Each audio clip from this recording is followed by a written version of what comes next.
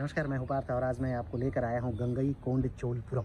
जी हाँ, गंगईकोंडचोलपुरम ये वही मंदिर है जिसको राजेंद्र चोल ने बनाया था। नमस्कार, मैं हूँ पार्थ और आज मैं आपको लेकर के आया हूँ अलियालूर। अब आप सोच रहे होंगे कि ये काफ़ी अजीब नाम है। तो हाँ, नाम तो काफ़ी अजीब है, लेकिन इस अजीब नाम के साथ भारत का एक स्वर्णिम इतिहास जुड़ा हुआ है। अलियालूर डिस्ट्रिक्ट जो है वो तमिलनाडु में पड़ता है और अलियालूर डिस्ट्रिक्ट में ही गंगईकोंडचोलपुरम मंदिर है। आइए थोड़ा सा इसके बारे में हम पहले बात कर लेते हैं। गंगईकोंडचोलपुरम मंदिर का निर्माण राजेंद्र प्रथम ने करवाया था। कभी तंजौर चोल की राजधानी हुआ करती थी, किंतु राजराज प्रथम की मृत्यु के बाद जो तंजौर क्षेत्र था, राजधानी वहां से बदल दी गई और इसका कारण था कि राजेंद्र प्रथम राजराज प्रथम से कहीं ज़्यादा प्रतिभाशाली थे। उन्होंने अपने दम पे दक्षिण भारत ही नहीं बल्कि दक्षिण पूर्व एशिया के देशों में भी अपना झंडा गाड़ना प्रारंभ कर दिया था। जब उन्हें दक्षिण पूर्व एशिया में भी कुछ जीतने के लिए नहीं बचा तो उन्होंने एक नया कीर्तिमान स्थापित किया। वो नया कीर्तिमान यह था कि दक्षिण भारत का पहला ऐसा राजा होने का उन्होंने गौरव प्राप्त किया जो कि उत्तर की तरफ आक्रमण किया। राजेंद्र प्रथम ने गंगा को पार कर गंगा के उस पार पालों को हराया और उपाधि धारण की गंगईकोंडचोल की। उसके बाद जो भी धन उन्हें पालों से प्राप्त हुआ, उस धन से उन्होंने तमिलनाडु में अपनी पुरानी राजधानी तंजौर के 30 किलोमीटर की दूरी पर एक नई राजधानी क्षेत्र बसाया और इस नई राजधानी क्षेत्र का उन्होंने नाम दिया गंगईकोंडचोलपुरम। और इस राजधानी क्षेत्र में अपने पिता की ही तरह उन्होंने एक बहुत ही विशाल मंदिर का निर्माण कराया। इस मंदिर का नाम था बृहदेश्वर मंदिर या इसे कहते हैं गंगईकोंडचोलपुरम मंदिर। तो आइए इसके बारे में थोड़ा और विस्तार से बात करते हैं। बृहदेश्वर मंदिर दक्षिण भारतीय राज्य तमिलनाडु के जयकोंडम के गंगईकोंडचोलपुरम में शिव को समर्पित एक हिंदू मंदिर है। राजेंद्र चोल द्वारा अपनी नई राजधानी के हिस्से के रूप में 1035 में सी में पूरा किया गया।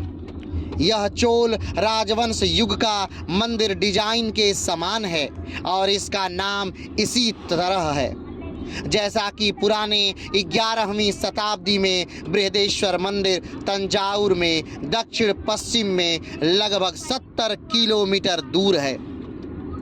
गंगईकोंडचोलपुरम मंदिर तंजावुर मंदिर की तुलना में छोटा लेकिन अधिक परिष्कृत है। दोनों दक्षिण भारत के सबसे बड़े शिव मंदिरों में से एक हैं और द्रविड़ शैली के मंदिरों के उदाहरण हैं।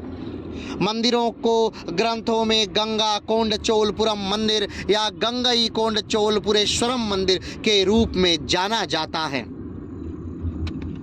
शिव को समर्पित मुख्य मंदिर एक वर्ग योजना पर आधारित है, लेकिन यह अन्य हिंदू देवी देवताओं जैसे विष्णु, दुर्गा, सूर्य, हरिहर, अर्धनाश्वर और अन्य को प्रदर्शित करता है।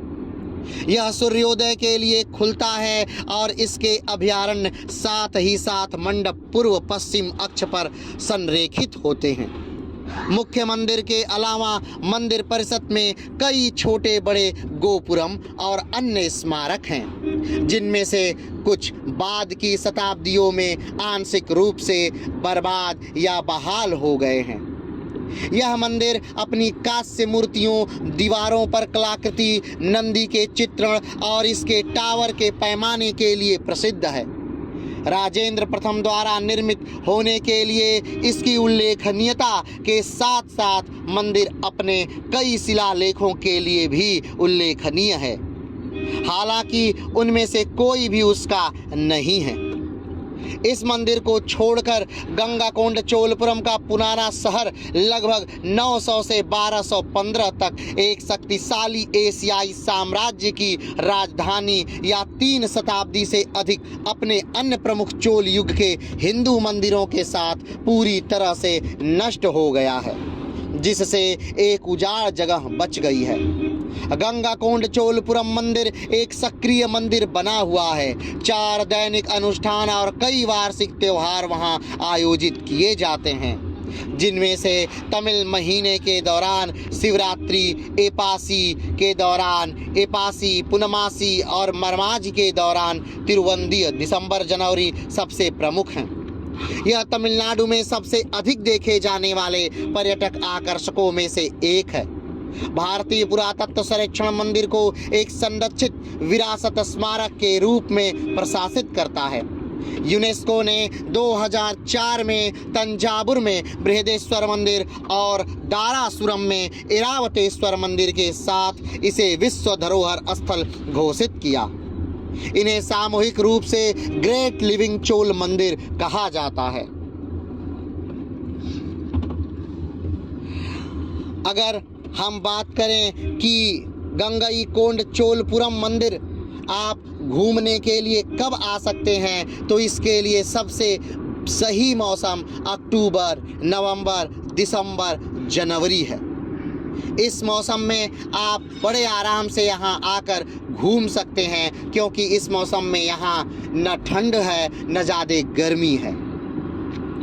अगर हम बात करें कि यहाँ पर कैसे पहुँचा जा सकता है, तो आप कुंभकोणम आ सकते हैं, वहाँ से 30 किलोमीटर की दूरी पर है, या फिर आप तंजावुर आ सकते हैं, वहाँ से लगभग 60 किलोमीटर की दूरी पर ये मंदिर स्थित है।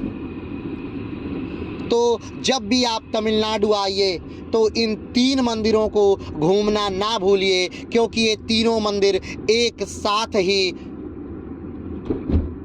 तमिलनाडु के वास्तुकला का प्रतिनिधित्व करते हैं। एक गंगईकोंड चोलपुरम मंदिर, दूसरा बृहदेश्वर मंदिर और जो तीसरा है वो ऐरावतेश्वर मंदिर। तो आज के लिए इतना ही, फिर मिलते हैं एक नए वीडियो के साथ एक नए